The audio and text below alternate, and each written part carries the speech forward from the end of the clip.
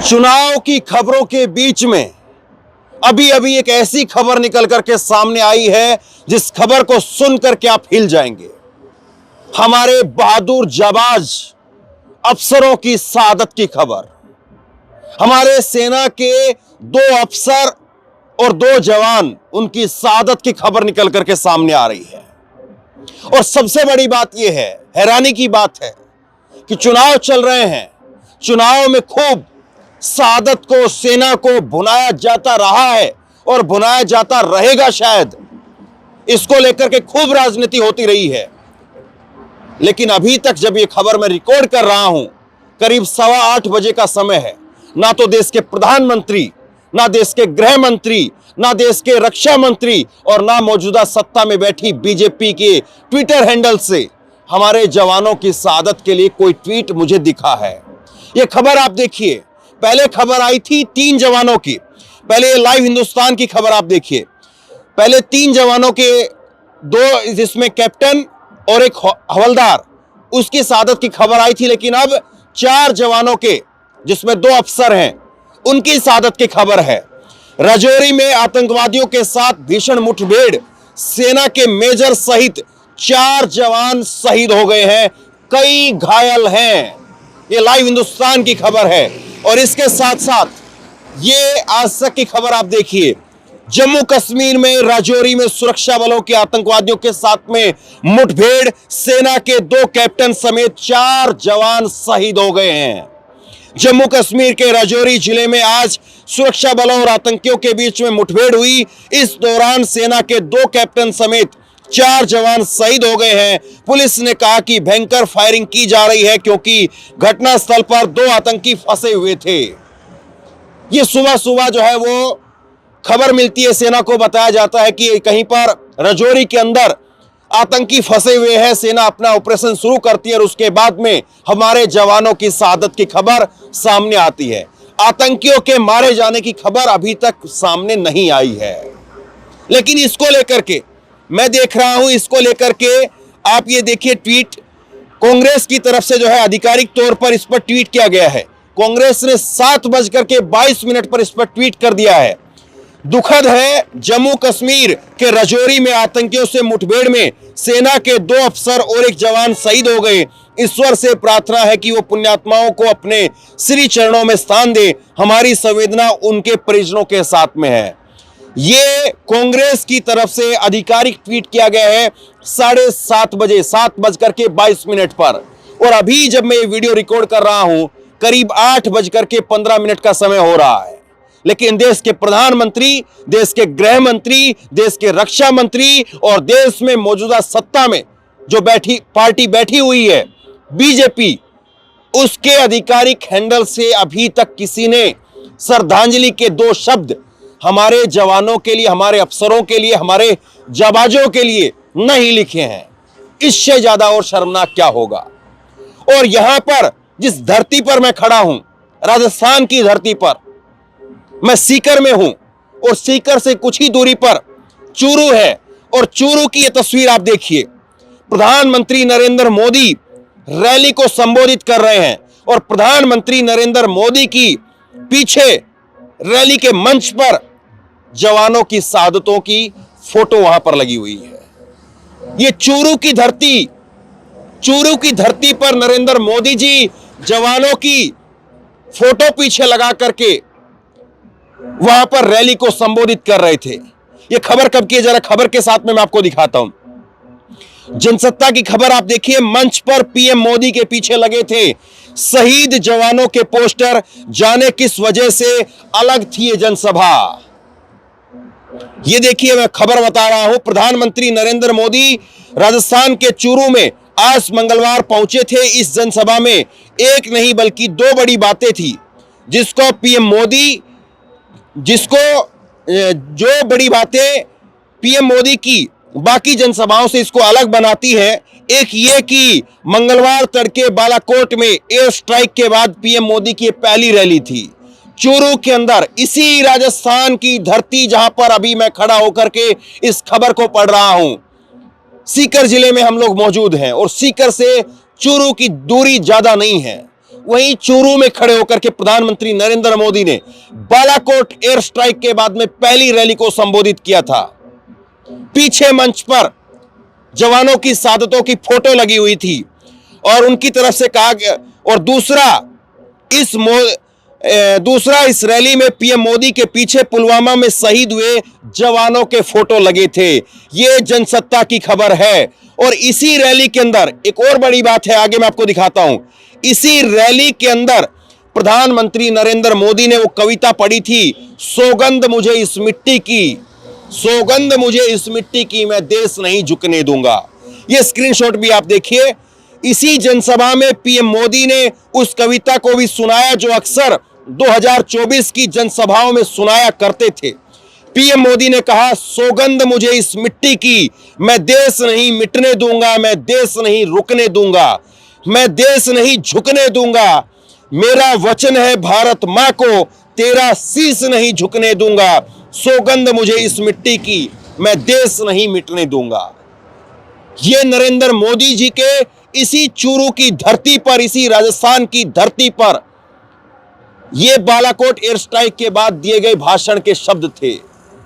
आगे देखिए, इसमें देश से बढ़कर के कुछ नहीं है। प्रधानमंत्री नरेंद्र मोदी राजस्थान की इसी धरती से कहते हैं।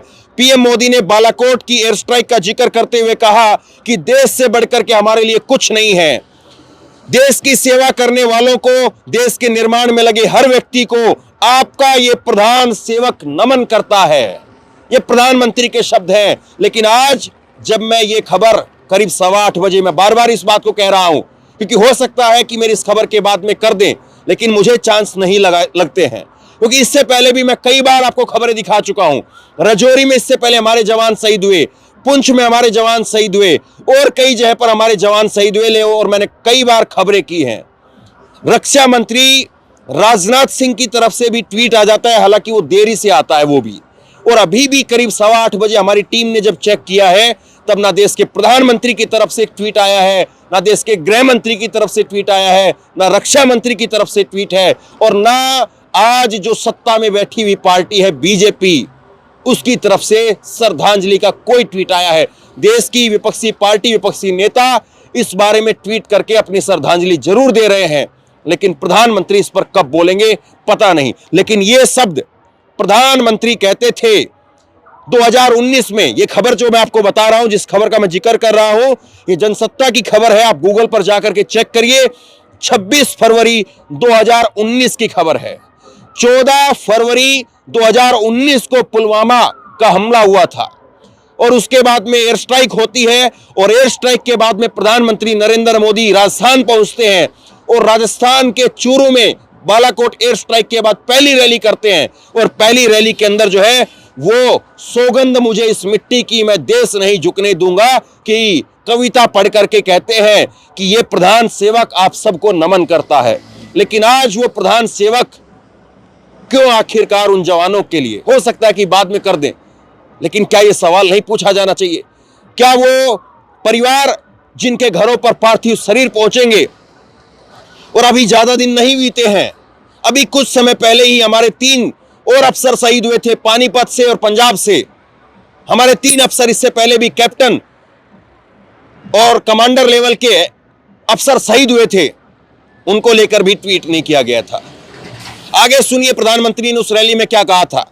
शहीदों के परिवार का जिक्र किया जनसभा में। पीएम मोदी ने शहीदों के परिवार का जिक्र किया और कहा कि शहीदों के परिवारों और पूर्व सैनिकों से OROP को लागू करने का वादा किया था। मुझे खुशी है कि राजस्थान के हजारों परिवारों सहित देश भर के 20 लाख से अधिक सैनिक परिवारों को OROP का लाभ मिल चुका है। ये देश के प्रधानमंत्री इस बात को कहते हैं।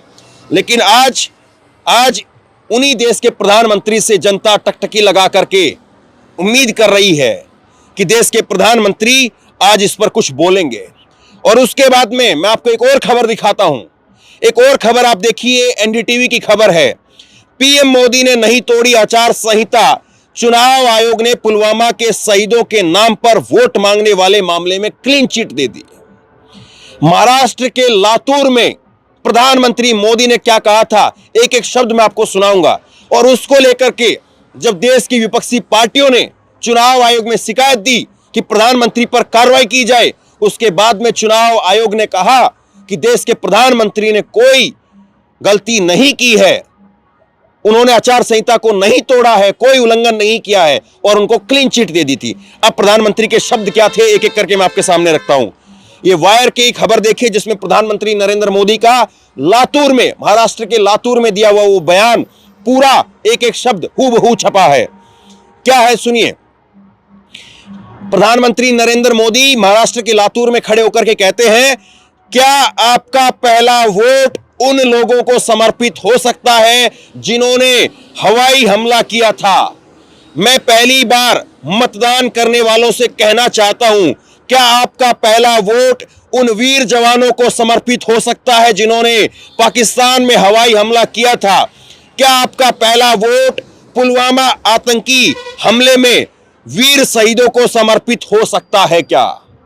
एक एक करके बिल्कुल शब्दशः मैंने प्रधानमंत्री नरेंद्र मोदी का महाराष्ट्र के लातूर में दिया वो बयान आपके सामने रखा है। प्रधानमंत्री नरेंद्र मोदी खुल करके पुलवामा हमले के बाद में जवाबी कार्रवाई के नाम पर देश के मतदाताओं से वोट मांग रहे थे। देश का पहली बार वोट करने वाला व्यक्ति, उसको वोट बीजेपी को देने के लिए कह रहे थे। अब इसमें बीजेपी डायरेक्ट नहीं है, लेकिन आप सोचिए कि बीजेपी के नेता के तौर पर जब वो कहते हैं तो उनकी भाषण का अपील क्या होगा? क्या वो कांग्रेस के लिए अपील कर रहे थे? डायरेक्ट इनडायरेक्ट उनकी अपील कहीं ना कहीं बीजेपी के लिए ही तो थी। लेकिन आप देखिए कि क्या कहा जा रहा है। लेकिन शायद चुनाव आयोग ने इसको बीजेपी के लिए नहीं माना और इसीलिए चुनाव आयोग ने इसको लेकर के क्लीन चिट दे दिया। चुनाव आयोग ने कहा कि नहीं, इस मामले में कार्रवाई नहीं बनती है। ये सारी चीजें हैं और इसी राजस्थान पर जब हम लोग खड़े हैं, इसी राजस्थान की धरती पर जब हम लोग खड़े होकर के खबर पढ़ रहे हैं, तो एक खबर मैं आपके सामने और रखता हूं। ये खबर आप देखिए, न्यूज़ 18 की खबर है। पुलवामा शहीद वीरांगनाओं की मांगों पर रार, बीजेपी के प्रदर्शन में पथराव, गिरफ्तारी और तकरार। बीजेपी के नेताओं ने पुलवामा हमले में शहीद हुए शहीदों की, उनकी वीरांगनाओं को साथ में लेकर के विरोध प्रदर्शन किया था और उसमें पथराव हो गया था और काफी लंबे समय तक वो खबरें नेशनल मीडिया में चलती रही। और आज जो कुछ हो रहा है, क्या उस पर बीजेपी जवाब दे सकती है?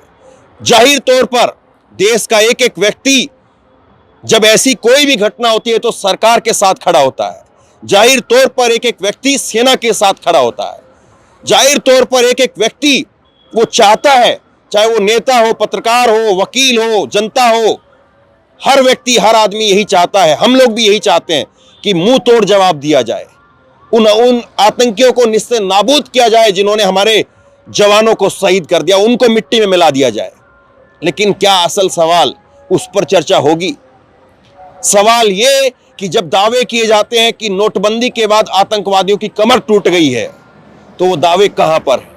सवाल ये कि नोटबंदी के बाद 370 को हटाया गया, तब कहा गया कि हमने वहां पर जो आतंकियों का नेटवर्क था उसको ध्वस्त कर दिया है, तो वो कहां पर है? कैसे जो है वो आज हमारे जवानों की शहादत हो रही है और लगातार ये अंतराल पर हो रही है। मेरी कल ही किसी से बात हो रही थी और मैं उनसे कह रहा था, जिक्र हुआ जब बातों ही बातों में, कि अब देश के अंदर कश्मीर से पाकिस्तान की तरफ से गोलीबारी की खबरें नहीं आती है, तब मेरा काउंटर उनसे यही था कि अब उन्होंने अपना तरीका बदल दिया है और उस तरीके में भी हमको नुकसान क्यों हो रहा है।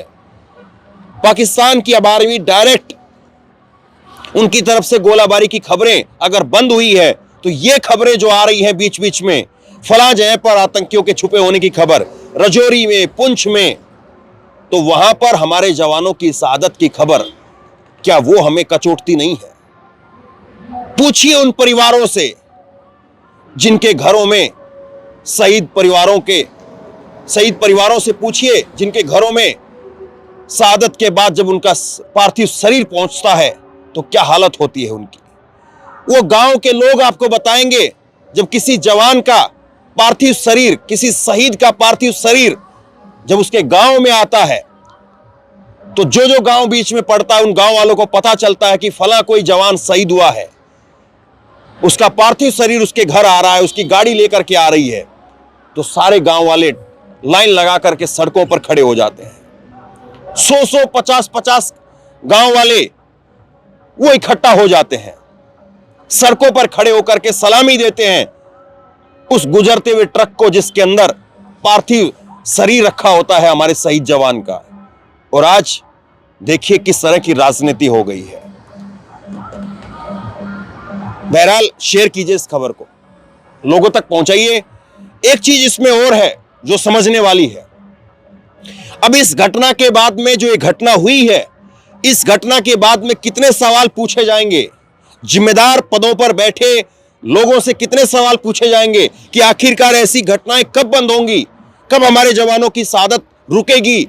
ये सवाल उन जिम्मेदार पदों पर बैठे लोगों से कितने पूछे जाएंगे, इस बात को देखिए। और अगर परसों यहां पर वोटिंग है और वोटिंग के समय पर या वोटिंग से समय से पहले उन आतंकियों को अगर वहां से घसीटते हुए निकाला जाएगा तो वो खबरें कितनी चलेंगी। दोनों खबरों को आप ध्यान से देखिए।